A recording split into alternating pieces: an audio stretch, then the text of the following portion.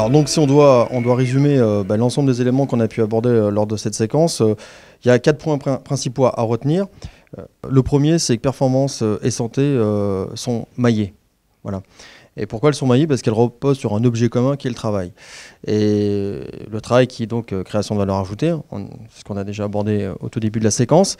Et donc s'interroger sur la création de valeur, c'est s'interroger sur les questions de santé, c'est s'interroger sur les questions de performance. Et donc il faut accepter le fait que parler de la performance, c'est parler du travail, ou parler du travail, c'est parler de la performance. Et donc ça emmène un deuxième point, un deuxième aspect, c'est qu'il faut repositionner l'humain au cœur de cette performance-là.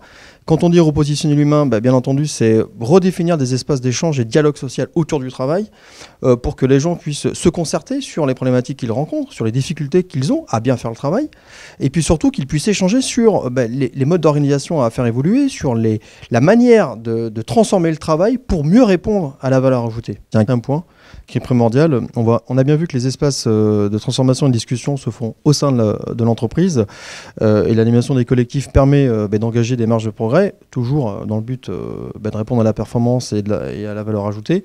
Mais on peut également constater que les espaces de transformation se font également en dehors de l'entreprise et poussent du coup à s'externaliser en termes de relations de coopération, en intégrant notamment les donneurs d'ordre, les clients qui impulsent et qui vont amener une manière de réguler la performance au sein de l'entreprise, mais aussi les fournisseurs qui sont partie prenante dans cette mission globale de services rendus et qu'il faut aussi intégrer en termes de parties prenantes pour clairement se mettre d'accord sur les attendus du client et la manière d'y parvenir, de manière à ce que cet espace de concertation puisse rendre le plus équilibré possible l'ensemble des ajustements nécessaires pour justement mener à bien cette performance globale.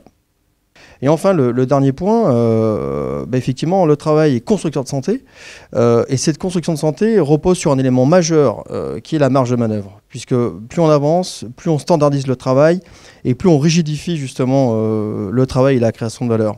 Et donc accepter le fait que on doit rendre le standard le plus agile possible pour que l'intelligence collective, l'intelligence humaine puisse trouver sa place est essentiel.